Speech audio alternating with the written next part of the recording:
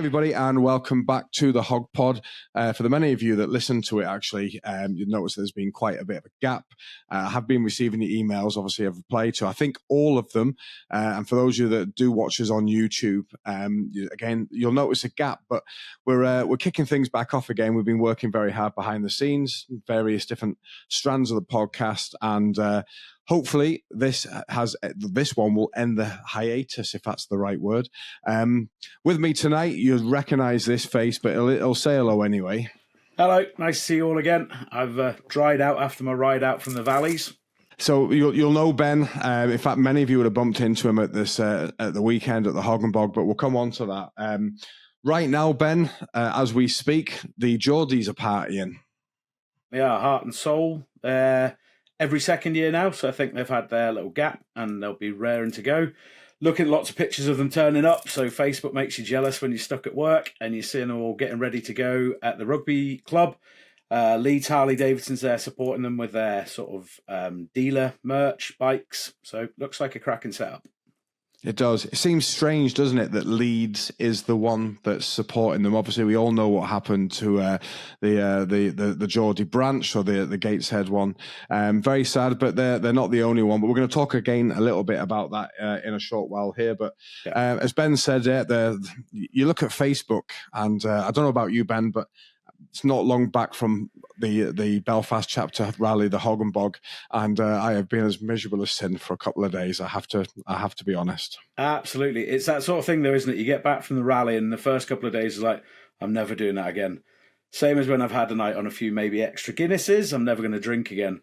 And then within about 12 hours, the pictures start cropping up. You're like, oh, I'd kill to be back there. Yeah, exactly. So there's a small group of people that I would bump into at rallies, and particularly with the different events here in Northern Ireland. We had the Tri chapter, we had the 25th anniversary, then we had the HOG-POD, and there's this little group of people in particular. It's great to see everyone, but there's this small group of people that I only ever really see at the rallies, and I always love to see them. It's like living with a little family, because I actually stayed with a few of them this weekend, and I've come home to my normal life, which I love, obviously, but there's definitely a little hole in my heart at the moment. How did you find the HOG-POD this year? Absolutely cracking, as ever. I think it's my fourth HOG-POD, and it just keeps getting better. So every time you turn up, you've got, like you say, it's that group of people that you only see in certain places. Then there's new faces. There was lots of people I hadn't seen this year, which was cool as well, to get to know new people. There's a good contingent of the Wolf-Runa chapter, so they're always a good laugh. I'd not seen them long before on their HOG run. So they did it the other way around. They did John O'Groats to Land's End. So it was good catching up with those guys. One of them picked up his new bike in between, so he was like a wee boy on Christmas Day riding in, showing it off. Really good rally, really good. Yeah, so you say you've been there four times. I have to hang my head in shame and admit that this year was my first ever HOG-POD. It's always my annual family holiday, which isn't now, or this year isn't for a couple of weeks. So it was my first one. I have to say, first impressions of it.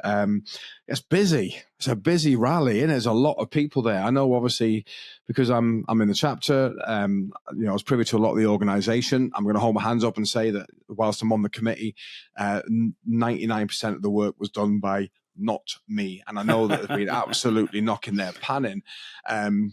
But what a result in the end, really. 450 tickets, complete sellout. There was a waiting list. I think a couple managed to sneak through the gates sort of last minute because of various cancellations and refunds and stuff. But just a cracking rally.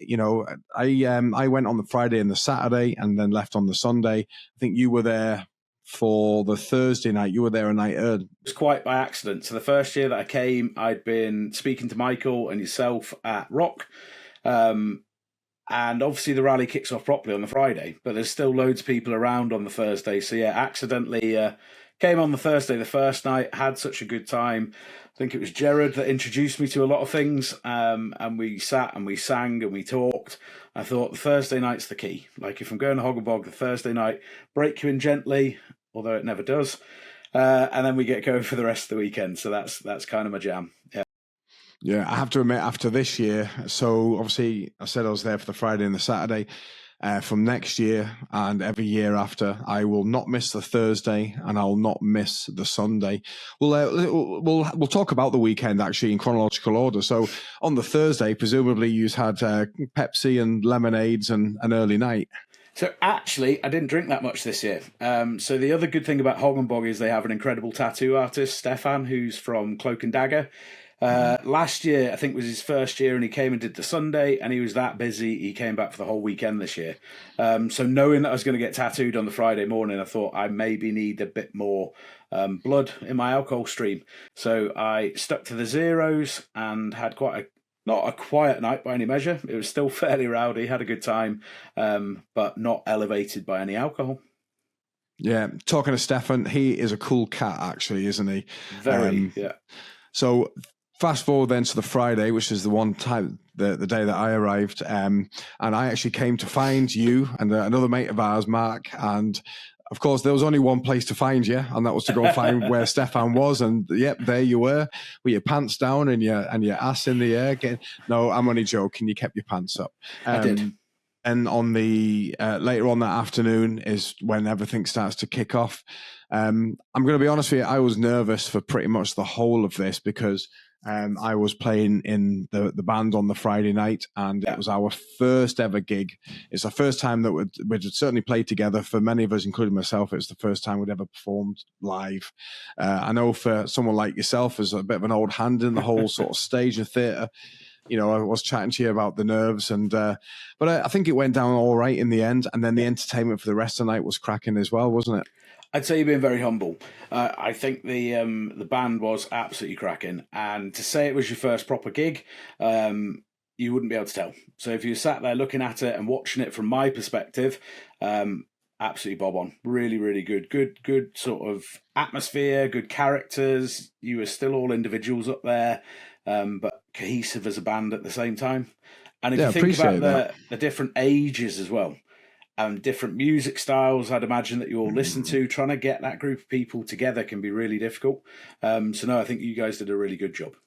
Yeah, well, do you know what? Well, we appreciate that. We'll definitely take that. As you say, it was an eclectic set of people. You know, we had brass as well as the guitars and drums and the vocals as well. And then ages, we had wee Gracie. So Grace, who plays our bass, bless her, she's only just turned 16 years old.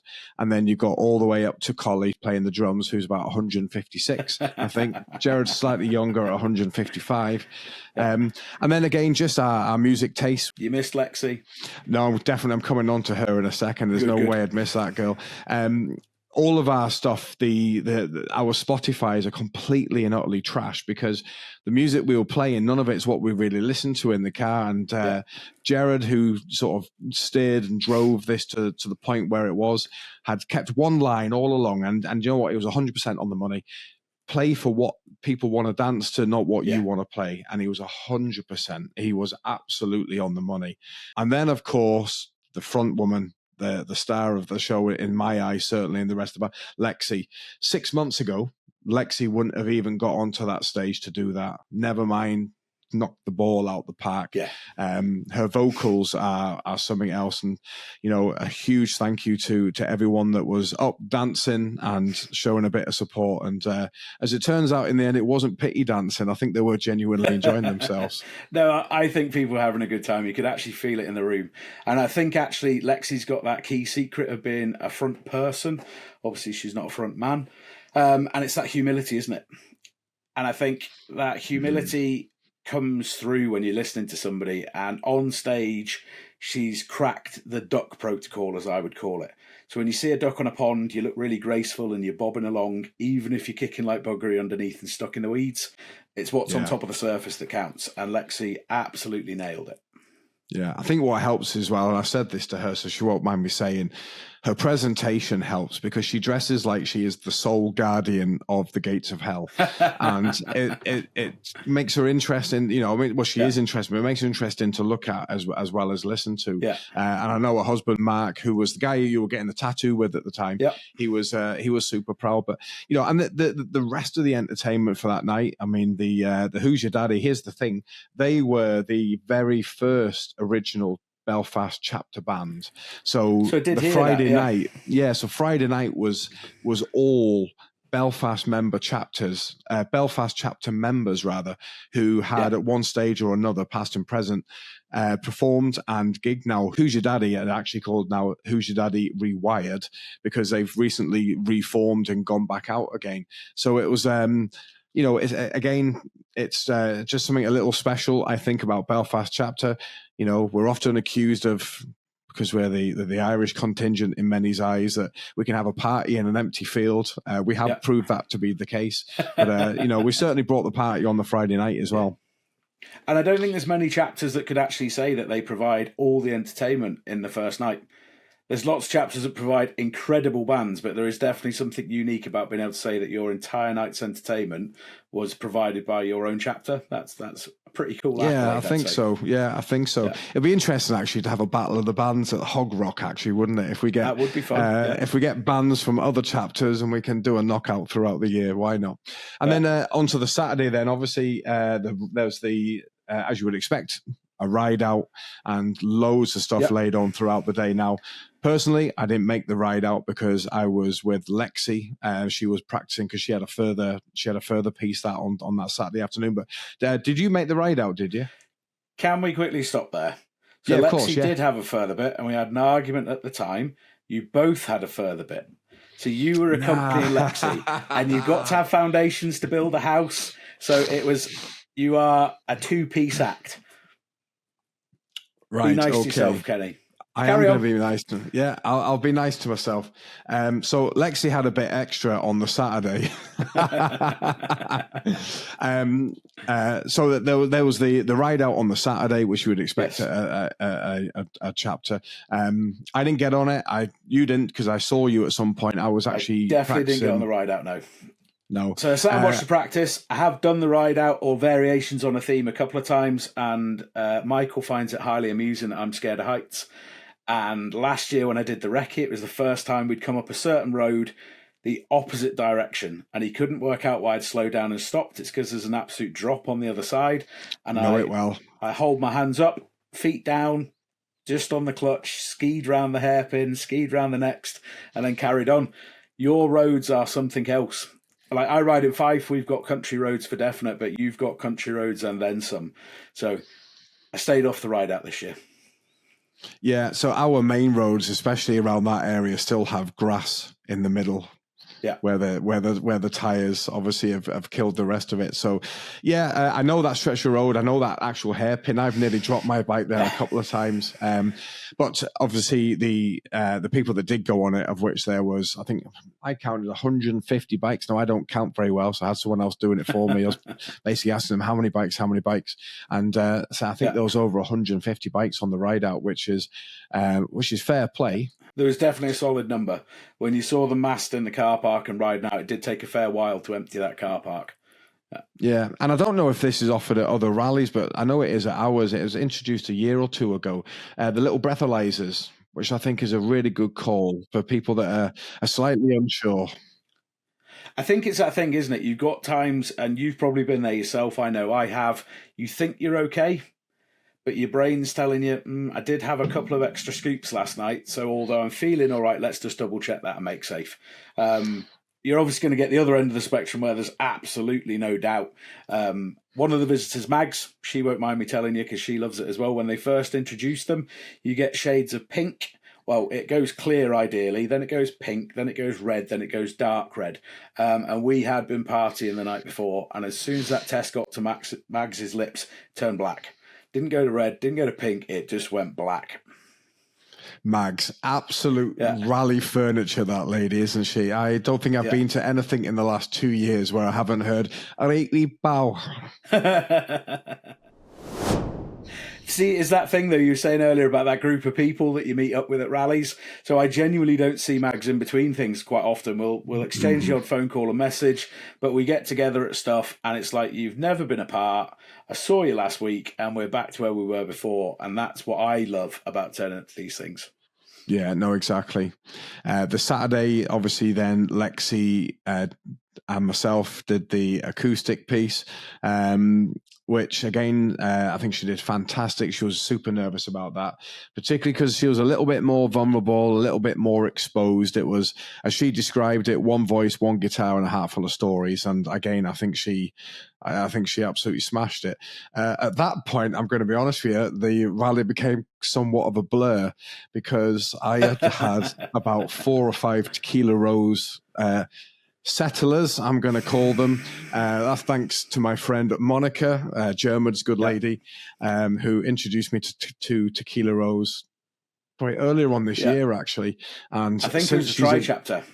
It was the Try chapter. Yes, that's right. In fact, it was, yes, because me and you were staying together in the city, weren't we? And it was technically me that introduced Monica to Tequila Rose, who then passed on the wisdom to yourself. Like, I like to call them angry Nesquiks because they taste a bit like strawberry Nesquik.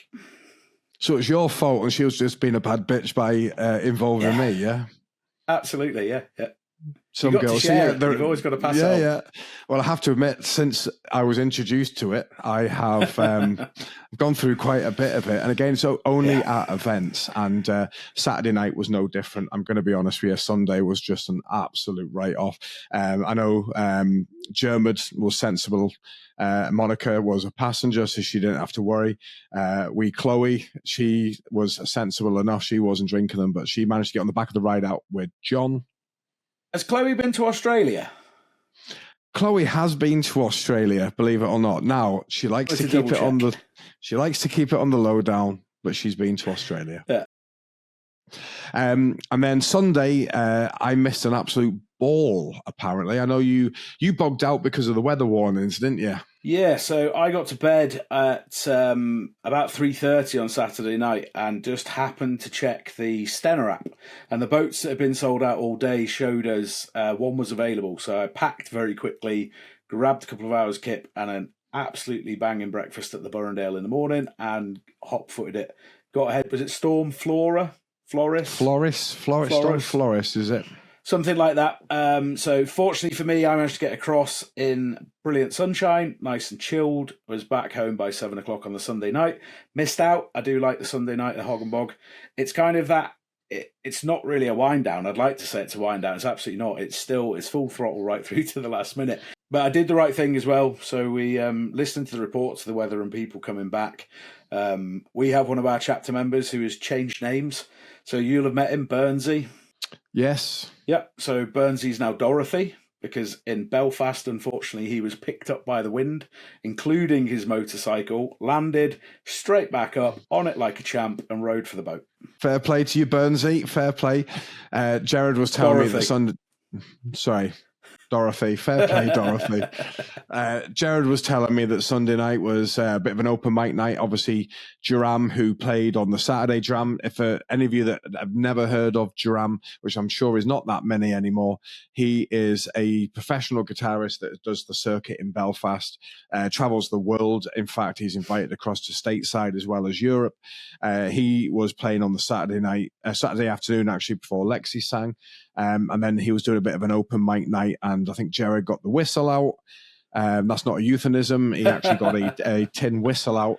And then there was, various people getting up and singing. And, I don't know, John Sharvin, another Belfast chapter member, did a good sing along, which is his sort of staple. He can bring a crowd with him on sing-alongs. I don't know a lot of the stuff that he does, yet the whole room does. And I don't know what magic this is, John, but fair play to you. But Sunday always seems to be a belter. So I think next year I will absolutely stay for Thursday night to help you with the lemonades and the Pepsis and the early nights, right through to Guinness the Sunday Zero. Then. Guinness Zero. But I think everyone had a blast. If you are considering the Belfast chapter rally, when the tickets become available, which will be not in the too distant future, my advice would be to move pretty sharp because they do sell out. They have a very, very strong pre-sale on them, particularly because they get a free T-shirt in the rally pack before a certain date. So obviously keep an eye out on the Belfast chapter website. And of course, the HOG-POD interactive map and the rally events there for the 2026 calendar will start to fill out. But first port of call would definitely be the Belfast chapter website. Talking of rallies, bad news out of Scotland this year. Yes. So that announcement landed, I think, actually on the Sunday that we were all well, I was home by that point, but a lot of the revelers were still at HOG-POD. So the announcement's been put out that Thunder in the Glens is going to take a pause, catch its breath, with the view to return in 2027, hopefully. I think it came as quite a shock to a lot of people. It's a big rally. It's a successful rally. It's one of those sort of staples, isn't it? I think once something's been there for a certain amount of time, it's like your dad. So if you're looking at your dad, you think your dad's infallible, he's superhuman, he's going to be there forever, isn't he? Because he's just that he's been that presence forever. So for me, in terms of rallies, Thunder is like my dad. It's been there for a long time. It's grown, and then all of a sudden we're stopping. But I don't think we're stopping. It's not a permanent stop. I think it's more of a I'll see you later rather than goodbye, hopefully. And I think just in the current climate, I mean, looking at a lot of the posts from rally goers and actual local businesses as well in Aviemore have commented on the post as well, which I think that's a crucial part to remember. Like, it's whilst it is a rally, it's also a larger community. And I think a lot of people have just acknowledged things are getting tight, aren't they? They're getting quite difficult. There's lots of different pull on our monies at the moment as to where we're going to be. And once a rally gets to that size, it's just a total different beast. It's hats off to the organisers for keeping it going. There's been a change as well, so we've seen that sort of management of that rally transition, and the sort of committee that we've always been supporting throughout have transitioned over the years. But yeah, fair play to them for going as long as they have, and also being brave enough. Like, take that risk. You sometimes we say it to each other all the time, don't we? Adapt and overcome. And sometimes, in order to adapt, you need to take that breath, take a pause, and it's a big set of plums, I think, that puts a halt to something like Thunder, even temporarily. Yeah, I definitely agree with that. Sometimes it's not a surrender; it's a tactical retreat, if that's how you want to do it. I am not in any way going to try and surmise here as to the reasons why, because I simply don't know, and it would be just that. It would just be making stuff up. But again, Thunder, as you've talked about the size of it, I went to it last year for the first time. Did a 3-part series there called the Road to Thunder. It was I thought an absolutely fantastic rally. And when you look at something like that in its full flow, the sheer might of Thunder in the Glens, you think it's invincible. I mean, you refer to it as your dad. Yeah. I mean, next year Thunder will be like my dad. Oh.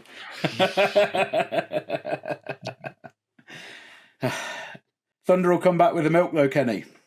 Yeah, well, this is it. I am the dad that comes back with the milk, so I don't know why he did that. But we're talking about Thunder. So, yeah. I looked at the sheer might of Thunder, and I thought, this thing is a titan. It's an absolute titan. There's no way that this could not happen. Again, not just for the chapter. We'll come on to Dunedin in a second, because they've had a bit of double rotten luck here. But it's good to see that they're still, as a chapter, fighting fit, etc. But the town of Aviemore itself, I mean, obviously you can go to Thunder and you can stay within the complex of the Thunder, the rally site. Yeah. But there's no boundary for the rally site, really. You go down into that town, and I did it. I went down as far as the Wing Canal, and further on, the whole town has jumped onto Thunder, hasn't it? Yeah. And it's part of the town's annual calendar. I do wonder if that had anything to do with the troubles that Thunder is maybe now facing. Did it become too successful, or did the town capitalize too much? And again, that's just my thoughts. I don't know, because and I'm gonna stay clear of it, actually, because it would be probably unfair to sort of start casting aspersions, but it's going to hit the town of Aviemore unless there is something else in that area that can come and replace that amount of footfall, traffic, not just bikers, other people coming to look at the bikes. They all bring one thing in common, and that's money. Absolutely. And I think some of the other, so a very small cog in that machine. So I've volunteered at Thunder for a good number of years, thoroughly enjoy it. There are people that are working on Thunder for the whole 12 months. So they're already organising the next rally before the first one started. And you have your team leads that are involved in that as well. So they're planning for a long time. And then you get this army of people come together at the weekend. And you've just got that common goal, put on a banger rally, make sure everyone goes away happy and that they come back the following year. The one thing that you do notice is, as big as the crowd is, there are a lot of people there that don't buy a ticket, which seems bonkers. It's a ticketed event. You miss out on a lot of stuff turning up to Thunder without a ticket. But then Aviemore and the surrounding pubs and things like that also adds up to it for other people.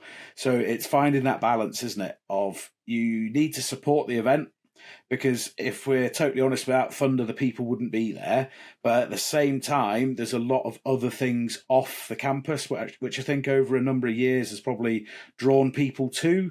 So I think there's a lot of things coming into play here. But like you said as well, I don't know the absolute facts, and I'm not going to profess that I do. I think it's been a culmination, and they're looking at it as, let's reevaluate and see where we standing. Sorry. Yeah, you opened up with the comment of it takes a set of plums to make that call. Yeah. So whoever was involved in that decision and all the people that contributed to it, do you know what? Absolutely fair play. Sometimes it's absolutely the right thing to say, stop, wait, crouch, and then move. And obviously, we'll all be looking forward to Thunder this year, particularly if we aren't going to enjoy it next year. And then I suppose we'll all be waiting with bated breath then to see what's going to happen so far as 2027. And listen, you never say never. We are in, what are we? We're in the 8th of August in 2025, talking about a rally in 2026. Stranger things have happened. Dunedin, it's not the first sort of bit of bad luck, if that's what you want to call it, or bad news, certainly bad news this year. Obviously, we lost Edinburgh Harley, which was obviously a blow to not only the chapter, but Harley owners, riders, whether you're part of a chapter or part of HOG or not. It's never nice to see a dealership close. No, and I think for a lot of people, Edinburgh Harley it was a cool dealership.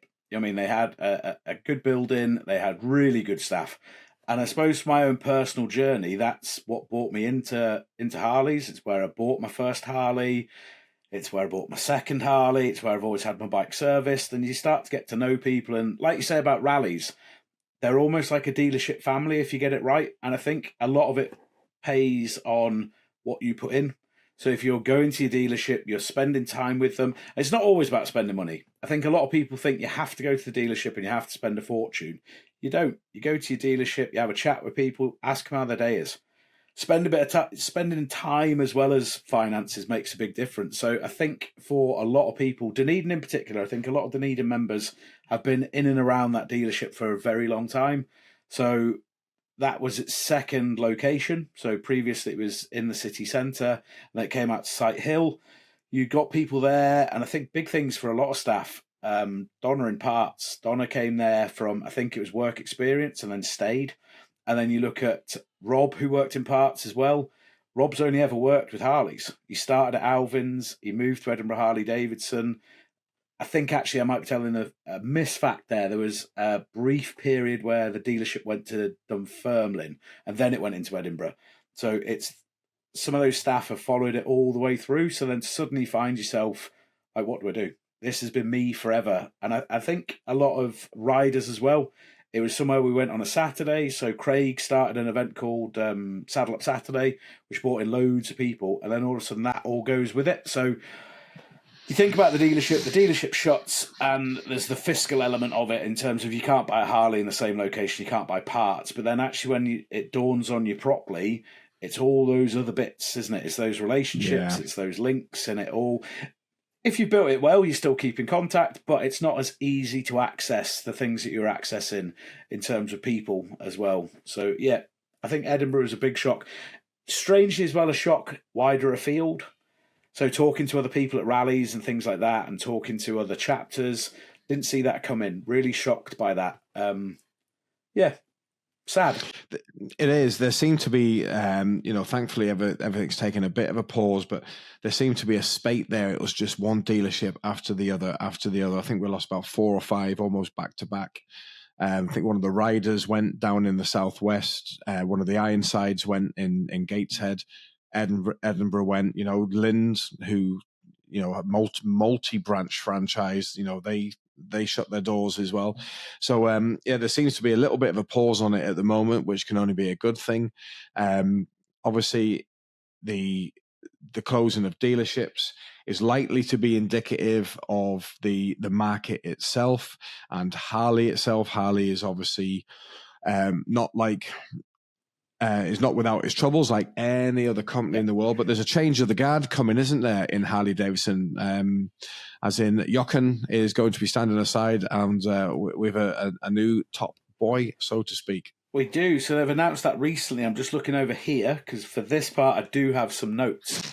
You're showing off, Ben, because you can read. That's 2 digs you've had at me. I'm illiterate and I have no dad. Oh, sorry. So they've announced the appointment of a man called Artie Stars, which is quite a funky name in itself. Artie has like a big history in terms of big companies. So he is coming across to Harley from Topgolf, which is a subsidiary of the Callaway brand. I don't know if there is a Topgolf in Ireland, but if you can get across to one, they're really good fun. So when you see it in like the films with the multi-story driving ranges, so that's Topgolf basically, or they're an app system at driving ranges. So I've taken Ruben a couple of times. So he's been running that. So that's where he came from. I think what I preferred he was doing before, he came from Pizza Hut. Not that I'm a foodie and not that I eat a lot, but that was his area as well. So he seems to have gone into these bigger companies, concentrated on a small bit. And from what I can read and what I can see, it could be a good thing. Change is as good as the rest. Always, yeah. Obviously, Jochen has come under a fire a little bit of late. I'm going to be perfectly frank, perfectly honest. Same as within Chapter Life, I don't follow any politics. I definitely don't follow politics up in the motor company itself. But I think whichever way you slice it up, a change of guard appears to be absolutely required. But he's not due in until, I think it's like October time, isn't it? It's a little while yet. It's not happening as we speak. So Jochen, going back to my notes, Jochen will step down on the 1st of October and continue as a senior advisor until February 2026. And Troy Olstead will become the new chairman of the board at this point. So there's quite a few shuffles and changes there. Just about to say, I imagine there's, let's be honest, call a spade. There is probably a bit of blood in the water right up at the very top there, isn't there? So I imagine there's a little bit of circling. I think Jochen came under a lot of fire, didn't he? And he got a lot of flack for things. And it's difficult. It's that age-old adage of you can't please everybody all of the time. And no. I think he had, depending on where you stand, he had some interesting ideas. He had some brilliant ideas. Were the motor company and its audience ready for them at the time? Perhaps not. Would it be different in 10 years? We'll never know. So it's one of those things, isn't it? He tried, he did something, and that's all you can really ask of somebody, isn't it? Like, you can only ever regret those chances you didn't take. Sometimes you have to regret the decisions you did make as well, but if you've never taken it, you're never going to know if it works. So, and he did have some successes. When you look at things like the financial services element of Harley Davidson, and he did oversee the 5-year, was it hard drive plan they announced? So he saw it through at least, which is a lot more than some people do and he stuck it out is the other thing I'd say for him. Like, quite often when you see a company go in certain different directions and things look like they're not good for them, people will jump ship quick as possible, whereas he seems to have stuck it out, rightly or wrongly, but he did stay there for a good while. Yeah. Well, I suppose we'll all watch this space and we'll get a chat about it in a year's time and say what either a waste of time that was or what a great guy he is. I suppose only time will tell. I suppose it's got to be difficult as well, isn't it? We're quite a small brand that we like to ride. So you're looking at this new geezer and you're thinking Topgolf, Pizza Hut. And I don't understand enough about big businesses. I help run a business, but it's a family-run business. And it's very different to motorcycles. But you wonder where Pizza Hut and Topgolf lines up with Harley. And then you're then looking at it, a big business is a big business, isn't it? There are certain skill sets that will move across. Hopefully he rides, definitely makes a difference. And I think for us as riders, seeing somebody with that passion, so they're not just there for a paycheck, makes a big difference. And I think you're a bit more forgiving towards somebody that enjoys the brand the same way that you do, not just sat at the top running it. Yeah. The only thing that's coming to my mind here is certainly within Northern Ireland. I think it's the same across Ireland. There'll be a correction below me if I'm wrong, but there's no Pizza Hut branches here, and there is no Top Golf. So as long as it doesn't turn into the fact that there's no Harley Davidson branches, then I think I'll be happy enough anyway. Have you ever had Pizza Hut? Yes, I have had Pizza Hut. No, sorry, I don't mean you. Have you ever had the branches of Pizza Hut over there? Have they closed? Oh, sorry. Yes, What do you mean? I clearly have had pizza. Yes. No, we have had Pizza Hut, and right. Okay. Listen, it would be a favourite in this house, or was a favourite in this house. We have to settle for Domino's now, which is, but it is what it is. But no, Domino. Pizza Hut was, hard to beat. Absolutely hard to beat. Don't know about Top Golf though. Not too sure about Top Golf. We did have the Open here very recently in Portrush. Yep.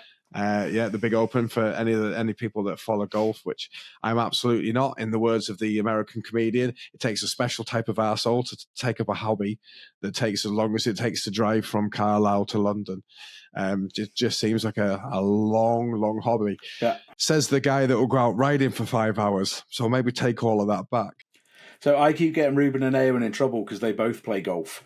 And they're fortunate enough where we're located, they have their lessons at the old course in St Andrews.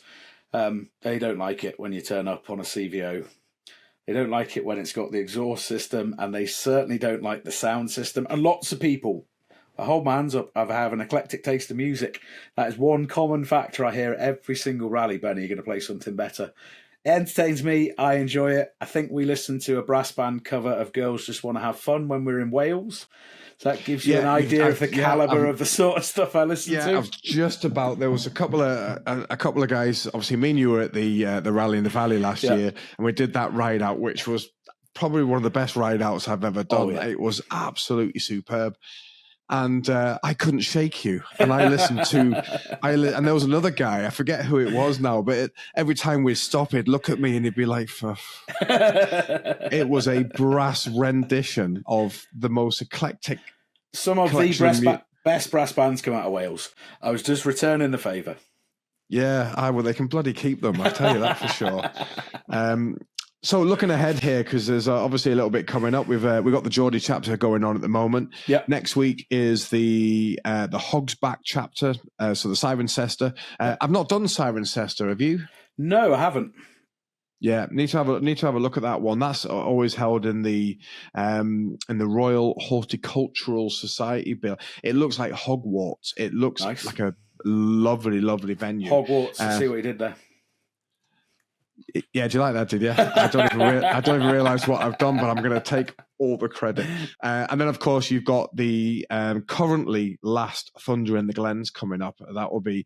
I imagine most people that have got tickets for these two rallies have already got them, or certainly anyone that's wanting to go to them has already got their tickets. But Thunder in the Glens, I know that there is an availability still, and if you were toying with it and thinking, "No, I'll go next year," this would be the one to do it now. And if you check the weather, it'll tell you it's going to be 80 degrees. So you can take a tent. Always. Now, whether that's true or not, I have no idea. But you can take a tent and pitch up somewhere. And then the week after that, you've got the rally in the Valley. Yeah. With the Diva Legion guys, which is definitely worth a visit. Absolutely. I would probably chalk that up to one of my top rallies last year. I was there last minute. You gave me that phone call. I negotiated with the wife. Then you told me I'd missed a day off, so I renegotiated, and I was so glad that I did, and it came down to it. That is an awesome venue, a cracking chapter, and like you say, the ride outs are brilliant. Yeah, I think they're already sold out, though. They're not. Possibly so, yeah. I think it's a reserve list. I wouldn't be surprised if they're sold out. In fact, I'll put a link below. Me and Ben, we actually recorded at it last year. You may have seen the video already. If you haven't, there is a video of the whole weekend. Go and have a look for yourself, and you'll see what we mean about this little sort of private venue almost. It's everything is so self-contained and just absolutely well worth it. But that will obviously start taking us towards the end of the rally. There's still lots of rallies happening. We'll talk about those next week, perhaps. But looking right ahead to November, we've got a rally, haven't we? We do, yes. Yeah. So looking forward to that one. Yeah, absolutely. I think it's going to be brilliant. And I think it'll be slightly different. It's one that is difficult to ride to if you're not in the surrounding areas. For you, it would probably be, I think, maybe 4 boats. For me, it's definitely a tunnel crossing and a further 2 boats, I think. So it's quite a long way. We're flying this year. And I did own up to it and told Kenny I booked us a little Fiat 500 Cabriolet. So we'll be whizzing around the island of Malta, living our convertible dreams. Yeah, so I wasn't even aware there was a chapter in Malta. Are they relatively new, or do they keep themselves, or what's the crack? Yes and no. This iteration of the chapter is relatively new, so they've had a chapter for a while. That's the one thing. So if you've ever seen me and you've seen my cut, I have numbers on my chest, and like again, a Hispanic gangster, like a Hispanic gangster, only not as cool. And another friend of ours, Mr. Aston, Gary Aston, likes to regularly remind me that I'm currently going to be in more chapters than the New Testament. I just like to spread the love, see what's going on in different places. So I've been a member of Malta for a couple of years now. They had a brief hiatus because unfortunately they lost their dealership. That's now come back, reopened, and along with it, the chapter has reopened. And I think you've seen a lot of members come back together, that reinvigoration, and they have this, I suppose it's just part of Malta as well. They've got this real family vibe. They all know each other. I think at the moment they've got 50 members. So we're not talking the world's largest chapter, but every single one of them is well connected and with each other and know one another. So I was there in the summer, and they actually opened the dealership for me because I'd got 2 friends joining me from Scotland. So they talked about that. I wasn't aware, well, I sort of was aware of the rally, but didn't really notice when it was. And I was told in no uncertain terms that I would be there.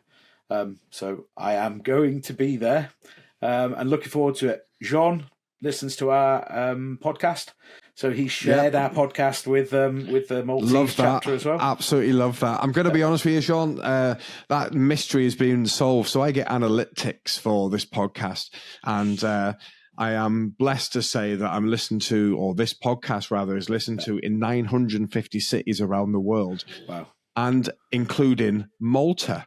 And I just couldn't work out how on earth that would happen. And so there we go. That's the answer to that mystery. So really appreciate it. You talked about the number of members there being, 50 members.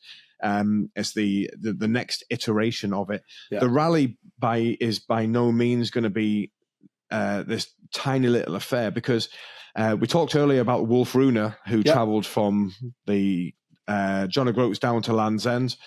But there's 1 or 2 of the Wolf Runa guys going out to Malta as well, isn't there? Just a couple. So chatting to the Malta guys, I'd asked them how their ticket sales were going and things like this. And it's kind of funny, again, we've said it many times, but there are certain names that crop up when we talk about things, aren't there? And the guys at Malta are like, we've got 30 people coming from the Wolf Runa chapter. I was like, they're really cool. I know a couple of the Wolf Runa chapter. And again, Jean was like, do you know Gav? Yes, I know Gav. Everyone knows Gav. You all right, Flower? Hello, Flower. Yeah. So Gav is, you'll see him everywhere. You can't miss him. You can hear him before you see him. Very loud bike, sirens on it, usually wearing high-vis dungarees, and the oldest pair of New Rock cowboy boots I think I've ever seen in my life, but pulls it off. Yeah, I mean, the high-vis dungarees, you're probably, if you're listening, you're probably wondering, what does that look like? How does it even work? And you're right. You're right. Whatever you're thinking, it's correct. It's that, yeah. But you see Gav in it, you meet Gav, and you soon forget about the dungarees with high-vis stripes. Yeah. Just a friendly, welcoming bloke, isn't he? Yeah, but 30 from Wolf Runa, that's a Strong fair effort. bat. Yeah. That is a very and a big thanks to everyone at Wolf Runa who allowed myself, Ben, and Mark, who are going to be representing. Me and Mark are going to be representing Belfast. Ben's going to be representing the other 97 chapters that he is a member of. Thanks so much for bringing us into your WhatsApp group so as we understand what's going on and feel a bit included. Mark texted me whenever he got added. He said, I've never felt so grown up in my life. I've been added to this WhatsApp. He's beyond excited. So, we're really, really looking forward to that. And I suppose they have to have it in November. Can you imagine riding around Malta in 40 degrees in all of your clobber on an air-cooled machine? So I was there in August, like I said, on my holiday, and I was chatting away to them. And when you get that slight bit of green-eyed envy. So they were like, yeah. So we ride our bikes on Friday evenings the whole way through the summer. And then come October, and I know what come October means in my world. Might get out if I'm lucky. Otherwise, the garage doors open. It goes into its bubble, and it stays there until the weather improves. But no, come October, we like to ride on a Sunday morning when it's cooled down. So they're literally riding the whole year round and arguing that it's too sunny. I'm like, spend the season over here. Yeah. I wonder actually if someone that's maybe, born and raised in Malta was to come along to your neck of the woods or my neck of the woods in November for a wee ride out. I don't think they'd ever come back. No, I don't think they'd be quite happy sweating it out where they are. Yeah. So what's the situation with tickets with Malta? Do they have any tickets left? I'm just wondering if, in case someone's listening to this and they go, well, I want a piece of that. Oh, total transparency, I'm not sure. I would need to double check that. I think there was still a bit of availability. It's in a really cool place called Ramla Bay. Not the Ramla Bay on Gozo, Ramla Bay on the main island. The general premise, Friday, that you arrive at the hotel. There's a ride out on the Saturday, take it back. There's a ride out on the Saturday, and they are on Malta for that ride out. On the Sunday, they ride out to Gozo, which you said your geography wasn't great, Kenny, and you weren't sure where Malta is. Gozo's even harder to spot. It's the little bit just off Malta, so it's a little island over on a boat. Super cool, and I think it's the boat that keeps it the way it is. It's like going back 20, 30 years in time. Very Mediterranean feeling, chilled out and quiet until we take a load of bikes over there. That will change. I'm going to be honest, so because you've already sort of mentioned it, we've already discussed the fact that I have no father and I'm illiterate, so we might as well get the hat trick here and say I'm geographically stupid. So if I had had a phone call from a radio station saying, is that Kenny? For £1 million, if you tell us where Malta is, I would have lost every penny of it. But I subsequently found out where it is now, and Gozo, I did find it. I had to zoom in a little bit, to be honest with you. And there's you told me something quite interesting about Gozo, that you can either get there for nothing, but so you have to pay. You get there for free, you have to pay to leave. Yeah. Yeah, and what if you decide you don't want to pay? You have to stay. You just have to stay, and it's a real hardship. Yeah. I have lost my bloody wallet. Yeah. I think they'd find you, though. I think they would get to a point and make an exception for you, Kenny. Yeah. You can get a free transfer back, son. I love it. And going back to our car, because I know you put it into the Wolf Runa WhatsApp group, the Cabriolet convertible Fiat 500, which is going to house me, you, and Mark. I mean, that in itself will be a sight to behold. I'm starting to tell people it's a soft top Ferrari because at one point they were both built in the same factory. Really? But you know what? I think that'll be a great bit of crack. It's a shame, actually, that we're not going to have the bikes because, obviously, I would have loved to have ridden over there. I think we did look at bikes, didn't we? We looked at the little scooters or the quads, and then, I want to come home with all my limbs. So I think we've decided to go for the armoured Fiat 500 and the rally isn't Cabriolet. circus themed, so you don't need me looking like a circus bear on a twist and go scooter. Yeah, we'll just look like a clown car instead. Exactly. Yeah, when you open the door, it will come off, and then there'll just be a big hole with water in it. But no, it's definitely something I'm looking forward to. It's a little bit special. So again, I'll include links as I always do, just in the descriptions here. So there we go. Thanks very much for coming back and listening in. This will be the first of many week on weeks. It's basically just me and Ben getting together, chewing the fat, shooting the shit, or whatever phrase it is you use. Ben, thanks very much. It was great to see you at the weekend, obviously. I'm missing you already. At least I get to see your face now. This is it. Guys, as always, thanks very much. Make sure you subscribe. There'll be links below this for everything else, the opposite of what you're listening stroke watching on. Anything we've talked about will be in the resources down below. So from me and Ben, thanks very much. Stay rubber down, shiny side up. I'm not going to complicate it any more than that, Ben. Just guys, be cool. Thanks very much, and we'll catch you soon. Yeah, see you shortly.